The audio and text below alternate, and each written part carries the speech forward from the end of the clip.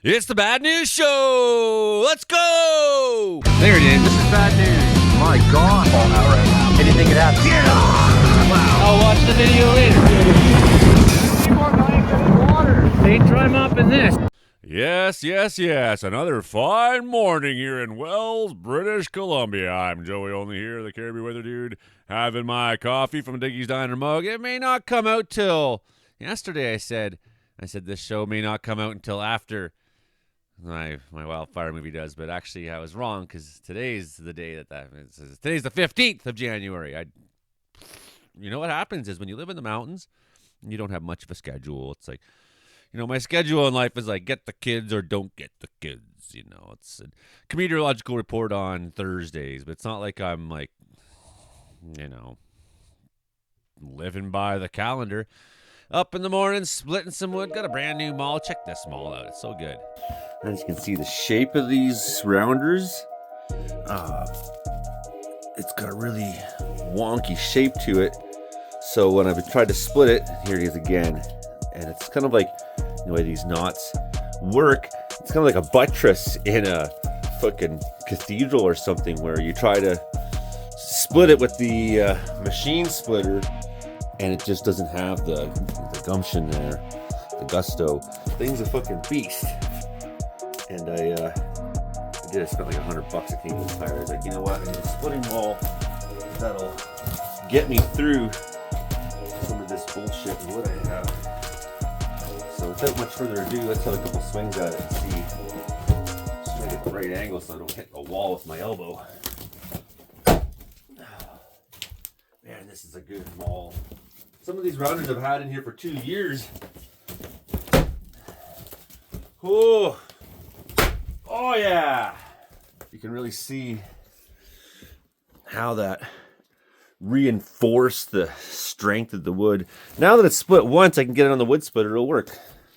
Today on the show, what are we going to talk about? Well, we are going to rip on America some more. Yeah, I got some more on that America wants to take over Canada thing. We're going to be the death of you. That's what's going to happen is your country's going to destroy itself the day that it decides to cross the border coming here. So we'll talk about that.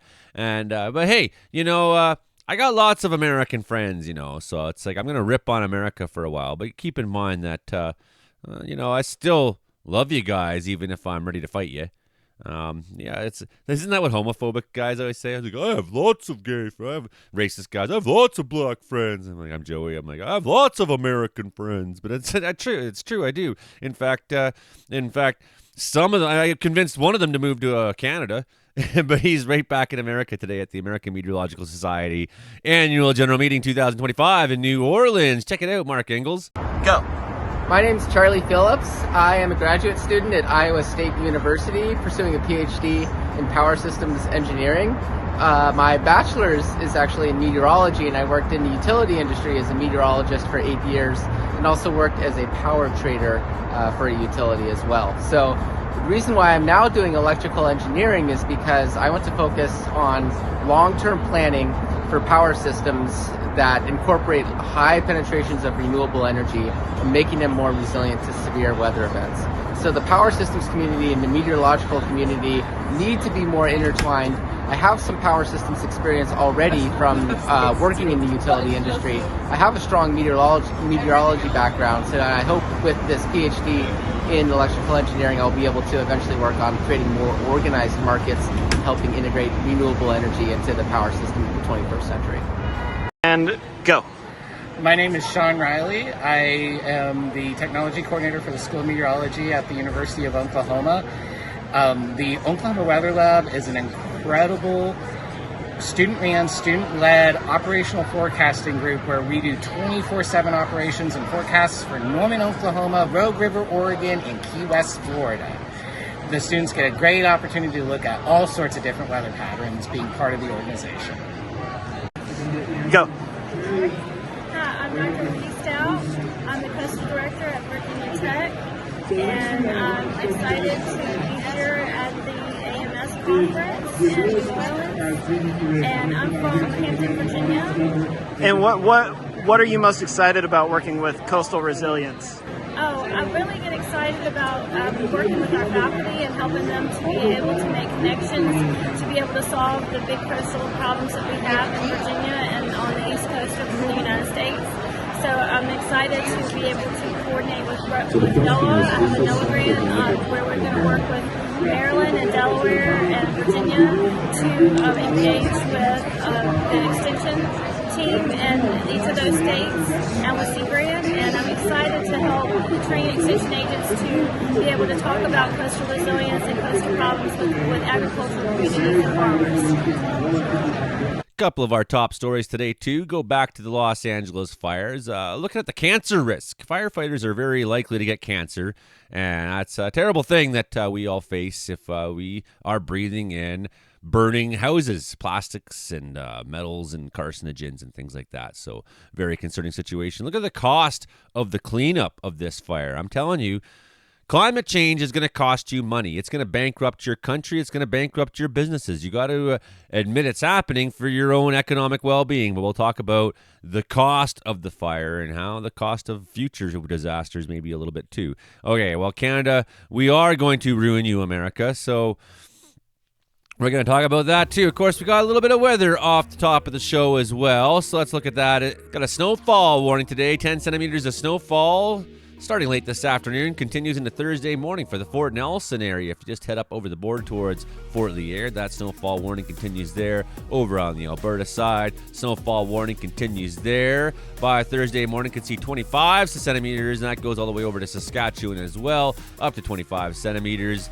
That could taper off by Friday morning, a little further east. So you know what happens is the storm is going to move east. So Friday, you'll be getting it last there. Although northern Sask, it says it'll taper off Thursday evening. So I'm just talking about me arse, I suppose. Up over there in northern sides of Ontario, from Terrace Bay on down to Sault Ste. Marie, we got this weather advisory, 15 centimeters for blowing snow, ending Thursday morning. Southwesterly gusts of 50 kilometers an hour, 5 to 10 centimeters. A little bit more towards the central parts of Lake Superior. Of course, the never-ending snowstorm, 10 to 15 centimeters right now is going on. Now up the Bruce Peninsula, yeah, what do you got? 15 centimeters blowing, snow blowing at times. Like what do you mean at times? Like for, between November 30th and February 30th? There is no February 30th, but it's like, it's been every day. It's been a fucking warning of some kind there. It's been unbelievable. 5 centimeter accumulation. Okay, well, you got the picture this morning. And here's that part of the bad news show called Nothing to See Here, Nothing's Happening. Nothing's happening. Nothing's happening. Oh no, it says 10.1 in Edson. I can't see that. No, the climate is not warming. Is it gone now? Is it gone? Is it safe to look? 9.2 in high level. Oh no, I can't look. Oh no. Okay, so you get the point here. Peace River, 6.1 degrees, 5.2 Mildred, 7.9 in Red Earth. Look at these temperature records being broken there. Slave Lake just eclipsing theirs at 9.8, so very warm in Alberta. Don't get too used to it, folks, because it's gonna get very, very cold there very, very soon. 8.3 degrees in Dawson Creek, brand new record there for Smithers area. 8.2, that broke the old record of 7.7. Both Dawson Creek and Smithers had a record of 7.7, but in two different years. 2013 for Dawson Creek, 2004 for Smithers. Well, what else on New Brunswick? Oh, setting daily maximum temperature records there as well. New record in DeLine, minus 4.5. Seems a little bit weird, but wait a second. For Northwest Territories, did I say that right? Did I say no in New Brunswick or Nova Scotia? I don't know what I fucking said. So in DeLine, Fort Liard, Northwest Territories, 11.2. Nothing to see here, folks. Nothing's happening. It's just the leftist kooks are trying to convince us that something's happening. 10 degrees. Fort Providence broke its record by. Fort Simpson there, 0.4, broke its record a little bit there, up to even up to 2 degrees in Fort Smith area. Hay River, 6.5. Nahanni Butte, 10.5 degrees, man. They broke their old record by 15 fucking degrees, folks. 15 degrees. This is unbelievable. Unbelievable temperature records being broken all the time. Saskatchewan as well, setting daily maximum temperature records, although, look at this, only 0.6 degrees. So you're setting records in Saskatchewan that are being dwarfed to the north of us. The warming in the north is unbelievable, friends. Me, Joey Only, standing here in charge of B&C Mercantile this morning. Well, Norma gives Larry a jump. Yeah.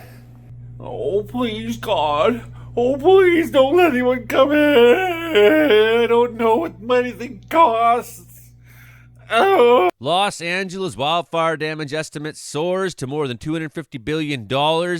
I'm telling you, the red flag warnings are not going to stop coming at you. We're going to be seeing, at least into late January, windy conditions and dry conditions in California. There may be moments where the humidity comes up a little bit, but I don't see any appreciable rain in the forecast. This isn't going away. So if we're talking about $250 billion, well, fires keep going. How much money are you going to be spending on fighting them, even if no houses burn? So the price is going up every day. Every day, the price is going up. Cost of rebuilding alone, though, is $250 to $275 billion. So I don't know if that even counts how much is being spent fighting the fires. Some of the most expensive real estate is being torched, says AccuWeather. Palisades fire is most likely to be the most expensive ever. These fast-moving, wind-driven infernos have created one of the costliest wildfire disasters in weather history, says AccuWeather Chief Meteorologist Jonathan Porter. Hurricane-force winds sent flames ripping through neighborhoods filled with multi-million-dollar homes. The devastation left behind is heartbreaking, and the economic toll is staggering. Yeah, eh? The extent of the devastation remains fluid. Even more dangerous fire conditions are expected to hit the south coast. Wednesday, that was yesterday. My friends, I've been telling you, some of these times in some of my fire videos here, I was talking about Palisades fire, talking about Eaton fire. I've been saying, I've been watching videos of people working really close to houses, putting water on them. They didn't have the water pressure, so that the house is raging, and they're just standing there spraying at it, and it's having no effect on the fire behavior pretty much whatsoever, because it's just like plastics and, essentially gasoline blowing off in there. That's, when you have a linoleum and all these things, it's like, man, your house is a toxic maelstrom. So you get these guys, they're just sitting there pouring water on it. And I was saying, why are you even bothering, and saying, like, at some point you just have to say, you know what, we can't win this. Pull everybody out for the sake of safety. And I'm going to make my point really clear here, because this isn't just a problem for wildfire fighters, because a lot of people were in the area and inhaled this smoke. And I'm really concerned for you. I'm going to rip on America today later, but at the same time, I hate this shit. So people and firefighters are being exposed to toxic smoke from cars burning. This is increasing their cancer risk. We know that cancer is a major killer of firefighters across the board. Firefighter Matt Alba was having flashbacks, watching footage of Los Angeles getting torched by wind-fed flames, unlocked memories of his fight against the campfire just 6 years ago.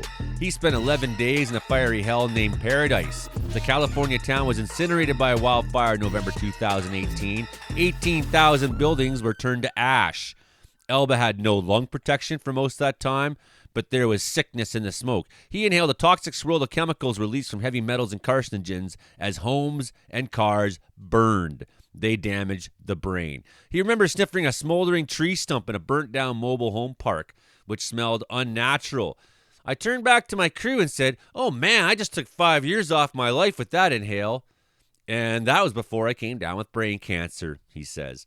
Cancer is the number one cause of death among firefighters. Not burning up from the fire. No, it's what happens after.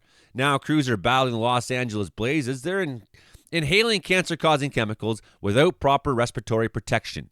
It underscores how communities are unprepared for the changing nature of wildfire. You can't just send guys who are used to fucking fighting trees that are burning and brush and plants that are burning out in the wilderness. You can't go send them to the edge of a burning city and not have this wave of cancer that's going to come through California in the aftermath of this. And this won't just be for firefighters, I'm telling you, because there's so many people that just had to inhale it to get out of the fire, to get away, to escape.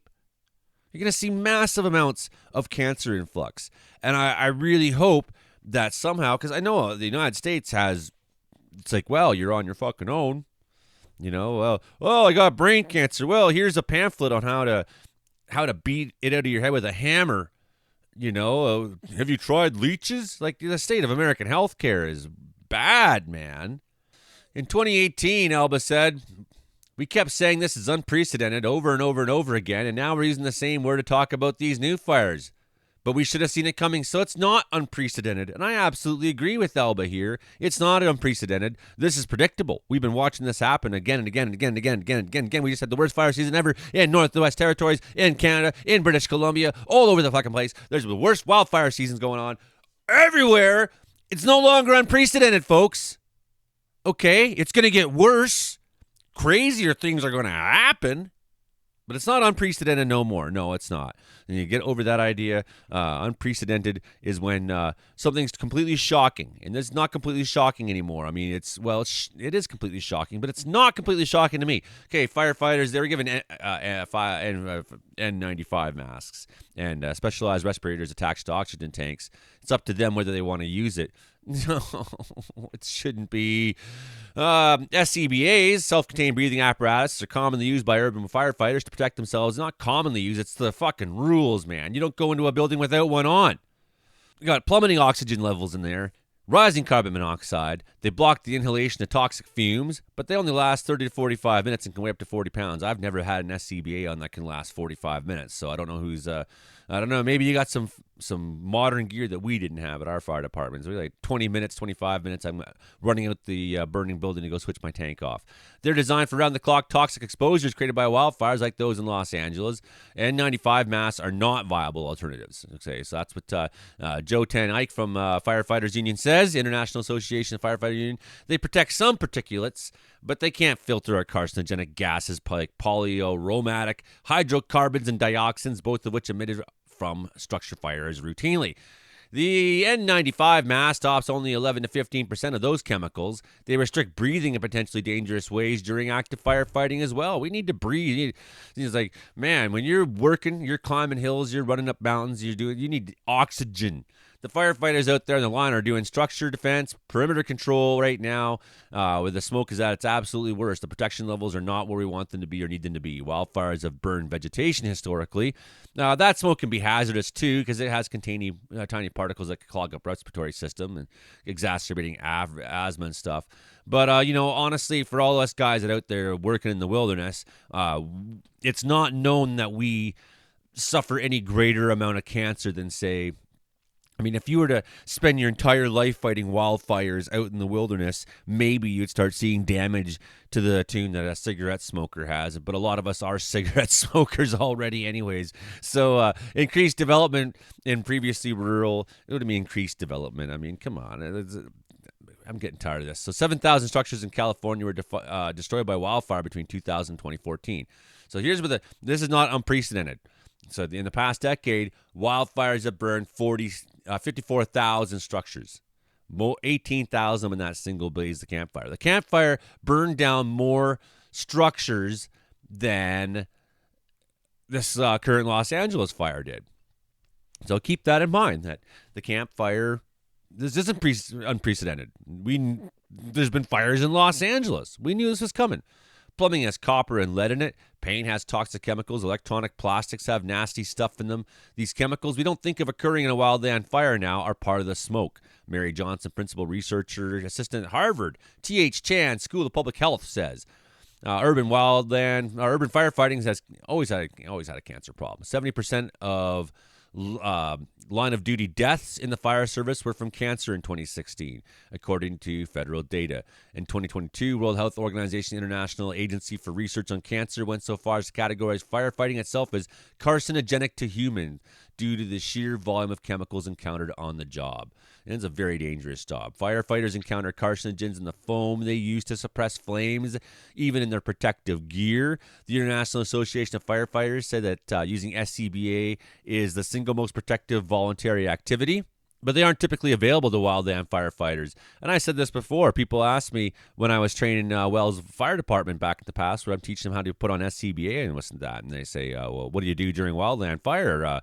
Do you not have SCBA? And I said, imagine me running up the hill in Kamloops, 40-degree, 37-degree temperature with 15, 25 minutes of air on my back. Like, how will we get anything ever done? And they said, well, what do you do if the fire starts coming at you? Or, what do you do if the smoke starts getting too smoky? They said, what do you do if it starts getting too smoky? Sorry, I screwed that up. What do you do if it starts getting too smoky? I said, well, we fucking run away. Following the camp blaze in 2018, many wildland firefighters reached their respiratory damage limit and they retired. Firefighters who fought the campfire have higher concentration of toxins in their blood, according to a study by the San Francisco Firefighter Cancer Prevention Foundation. In that project, 80 firefighters were given blood tests a few hours after they deployed to the campfire. Their blood carried carcinogenic flame retardants commonly found in plastics, electronics, foam, and furniture at higher levels in the general population. They also had elevated levels of PFAS, a carcinogen and endocrine disruptor, and some firefighters had higher levels of mercury and lead. Following the campfire, DHS made grant funding available to develop respirators that would be well suited to firefighting. They need to be lightweight, portable, long-lasting, and easy to wear during strenuous activity like digging trenches. But progress has been slow. There is no effective device available on the market that is validated to perform in smoke and that is sufficiently durable to stand up under the conditions that firefighters face in these incidents and would be practical to use given its size and weight, says Mike Wilson, a senior safety engineer in California. One prototype to receive funding is a hip-mounted air purifying respirator from TDA Research. It's been tested and exercised by Cal Fire and LA Fire Department, but still 2 years away from being mass-produced. He remembers meetings with parents of a firefighter who had been deployed to camp for 2 weeks. It was his first fire, and it damaged his lungs so badly he had to retire. It was like instantaneous black lung, Galloway said. That's the biggest threat to wildland firefighters is you have to keep these carcinogenic particles out of their system. And I've said this before, when we're sitting in Kamloops in 2023, on standby, and there's the fire going on in Scotch Creek, and there's the fire going on in Kelowna, and I was saying, man, I don't know about this. Like, I don't want to go to any of those places. I don't want to go near that shit. I'm a wildland firefighter. I want to work in the wilderness. That's what I do. It's what I'm good at. I don't, besides the cameras and the inspections and the people and the anger and the politics, and I just want to go out in the mountains and stop the fire, And then I got the phone call, and it said, we got your deployment orders. Okay, well, what are they? We're sending you to Bella Coola. I was like, yay, bye. I don't want nothing to do with this carcinogenic hellhole. And you're gonna need something that's specifically organized for these interface fires. You can't keep throwing wildland guys into these maelstroms. Let it burn and get everyone out. That's my horrifying opinion. In some cases, that's what happened in Jasper this summer. Only a very small command crew stayed behind when the fire came. They said, well, really, with the conditions, it's going to come in. If it comes into town proper and really moves through town, there's not much anyone can do, and we're just going to have a lot of guys get cancer. That's a tough one. It's a tough one. Well, absolutely nothing happened while I was in charge of the store. Yeah, that's really surprising. Yeah. Well, these thieves came in, and I shot them. Good. So that took care of that. Hid the bodies though, right? Well, yeah, they're in the freezer there. I love this one. Attempting to annex Canada would spell disaster for U.S. at home and abroad. The notion that Canada could become the 51st state of the United States, as Donald Turd has proposed, is not only unrealistic, but would also signal the collapse of the American global hegemony and disintegration of the U.S. as a unified nation. Who wrote this? You're awesome! The Conversation. Academic rigor, journalistic flair. This is some great stuff. Published on January 9th. Canadian Press. Rob Gerdebecki, you're my new hero. You just said the truth. You said the truth. The assumption that Canada could be annexed peacefully betrays a fundamental misunderstanding of Canadian nationalism and the broader geopolitical context. Fucking rights it does. While Canadians are often stereotyped as polite, we also love fighting. That's true. We're also very tough. I went out there splitting wood in half while you guys are sitting down there in America. The game show host there on Fox News. Before I even go on about this, let's just take a second and talk about the game show host there on Fox News. Here's this motherfucker, Jesse. He's got more grease in his hair than the Fonz. And he's out there trying to steer the conversation towards making war against my country. Hope you're doing Joey. Good to see you, Ontario buddies. All right, Jesse, before I even let you talk, I'm just going to say I hate your face, goddamn your eyes. I hate the smug look that you carry there, that fake grin you got, your greasy fake hair. I hate it. The sound of your voice when you talk and the words you say I find particularly disgusting. But I'll let you say them anyways, but I am going to give my take on them as we do. Doug Ford, the Premiere of Ontario, Canada, joins me now. All right, Premiere. By the way, I loved your brother. We did an He loved his brother? His brother was a fucking moron, first of all. Just like you are, just like Doug is too. This is the guy Jesse loves. This is Rob Ford there. Audible, I'll fucking kill him. Don't do it. The kids are on about it. Yeah, the kids are for me. Yeah, the kids.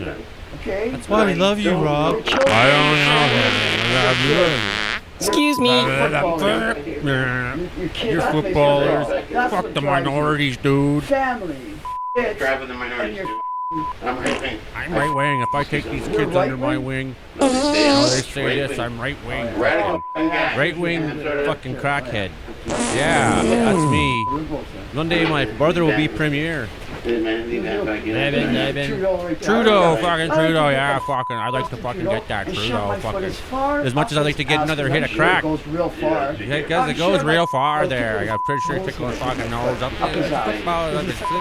What the fuck are they talking about? I hate Trudeau, man. She's just sitting. There you go. That's hey Trudeau. Well, you got your wish, your dying wish there, Rob. We'll let you go, Jesse. Premiere. You know, the smug way in which he addresses us. It's completely insulting and it's shocking. interview, great guy. Great guy. What's your problem with the United States absorbing Canada? What's your problem with the United States absorbing Canada?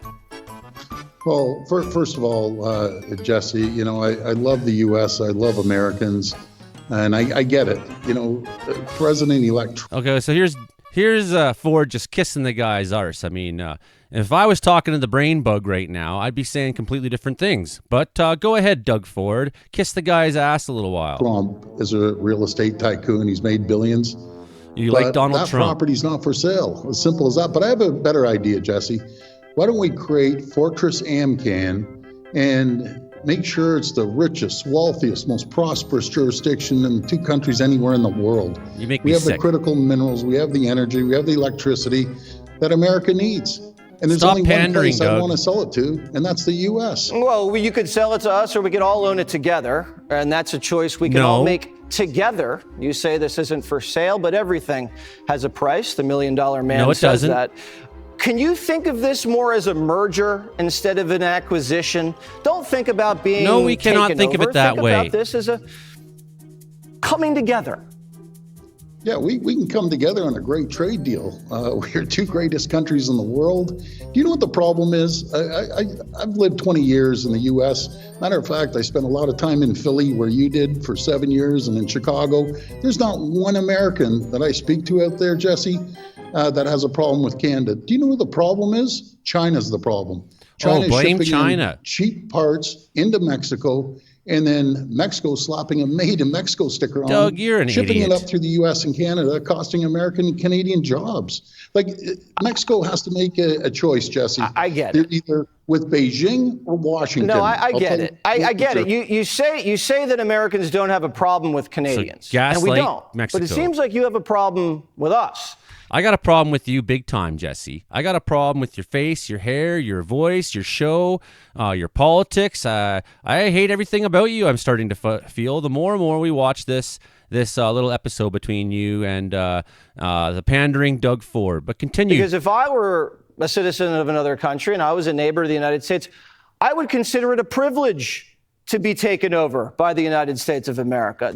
Wow, Pax Romana, eh? You would consider it a privilege to be taken over. Think about that.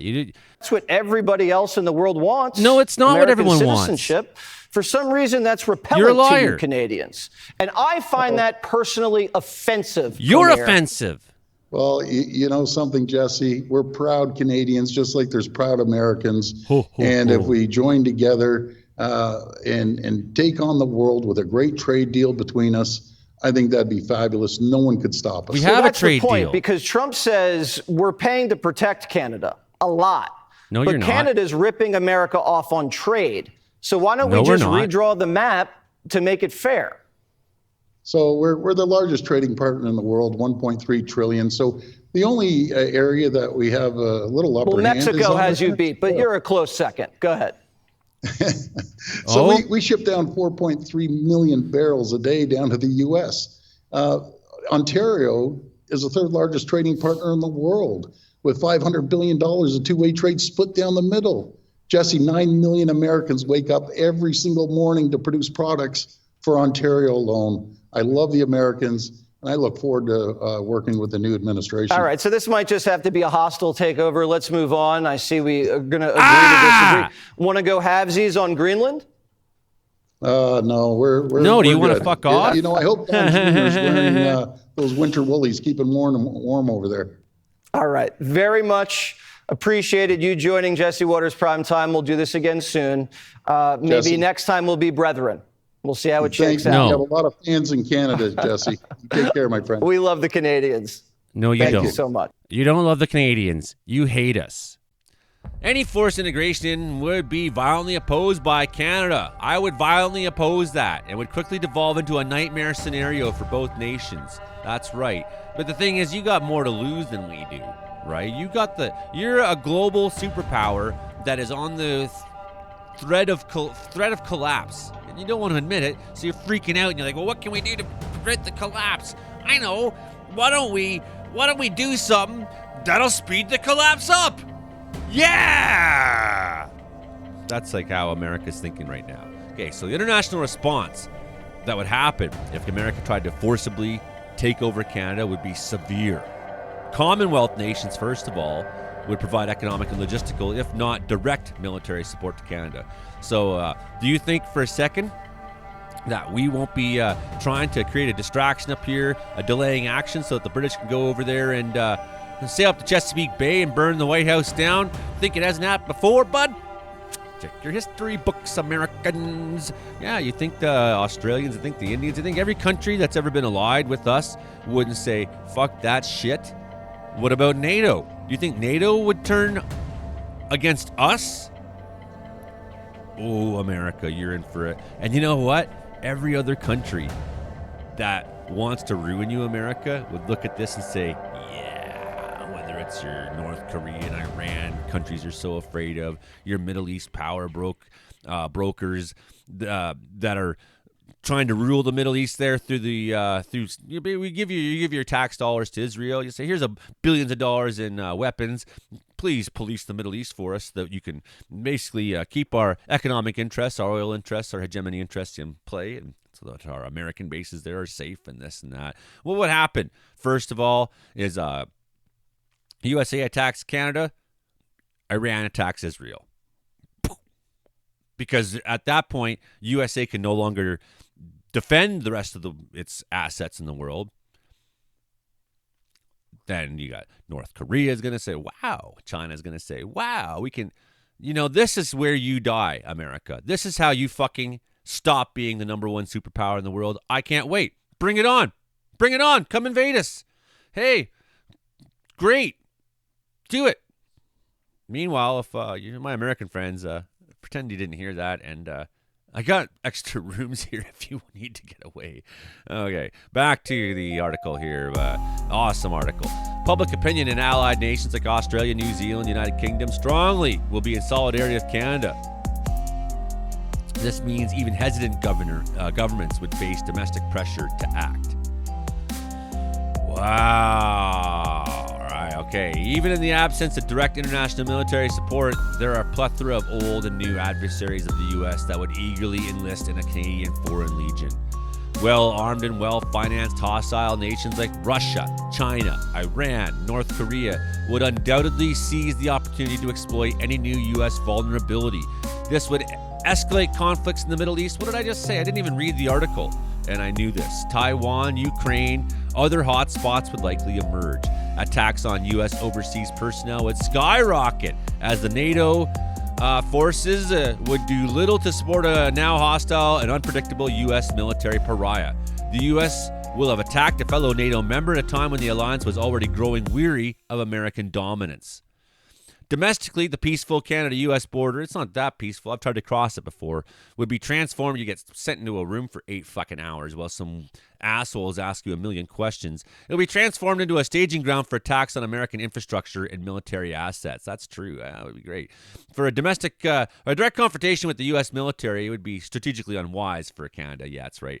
A long-term guerrilla resistance campaign, yeah, and I can't wait, would likely emerge. Oh, yeah, why don't you come check out Wells, guys, see what we got for you here. Canadian military personnel, both serving and retired, would leverage their integration in NATO, NORAD, and the Five Eyes network to do this. We know how your country works. Additionally, contrary to what stereotypes would suggest, Canada ranks among the most heavily armed nations in the world with 12.7 million weapons in civilian possession. Here's one problem I think we got to work on, Canada. I think that, and I've said this for a long time, this is one of the reasons I'm against some of the gun control policies in Canada. I get it. We don't have the violent crime here that the Americans have. We say, well, it's because we don't have guns, and that's not exactly true, though. It's not exactly true because there's a lot of countries in the world. You can take a country like Haiti that's got fewer guns than America, but more murder. It's like the gun to murder ratio is not. Murder is a symptom of a sick society. You can give Switzerland and Sweden, they're very heavily armed countries. They got a lot of guns per capita, and they don't have mass shootings in schools and things like that. So I think we're right to be hesitant in Canada about guns. We are, but we're coming to a situation now where we need to rethink that. Where having AR-15s in people's houses all over might make the Americans say, oh, I don't know about that. Let's be real. Let's be real. Let's talk about really what's happening here. Okay, the U.S. would find itself engaged in incessant northern insurgency, also managing global instability on an unprecedented scale. Its dominance of already purported waning would be over in a matter of weeks. Wow. Canadian wartime ingenuity would focus on decimating U.S. physical and cyber infrastructure and communication networks, making occupation unsustainable and prohibitively costly. Oh, yeah, it's going to be so fun. And it would also make a new American Civil War. It would provoke resistance in Canada, but would ignite large, widespread unrest in the U.S. Americans strongly oppose unnecessary wars. The U.S. should mind its own business internationally. That's what people often think in America. The public attitude would likely translate into many governors, especially in border states, opposing annexation. They might even decide to leave the United States Republic and join us. Combined with existing partisan divides, this would shatter U.S. political unity, would lead to secessionist movements, even armed ones. The U.S. and your states have their own military forces. You got the National Guard. You got your own. U.S. military would face significant challenges from within. Disillusionment among service members asked to fight neighboring allied countries could lead to defections, refusal to serve. It could even lead to a military coup, in which you might even see some U.S. general go bam in the goddamn head of Trump. We're almost done for the day. Insurrections require only a small amount of the population, about 3.5%. So the Trump administration is an existential threat to democracy. It is. It is. A new civil war would erupt from this.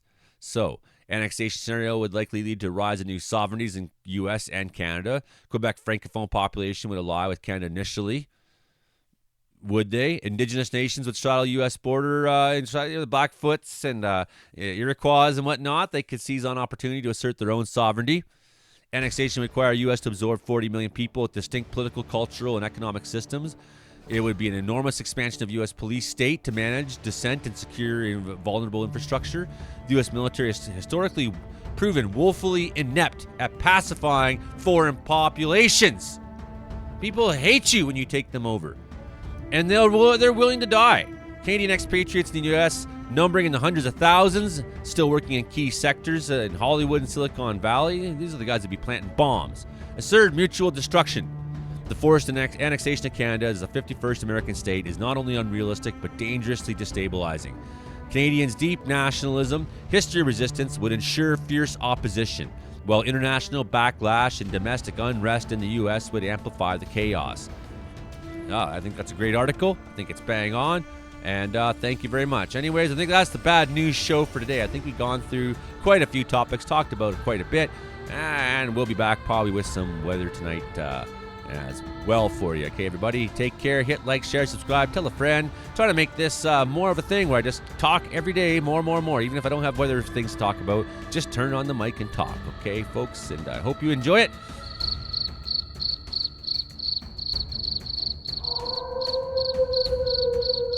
Crickets, damn. Distant wolves howling. All right, that's the show. Bye now.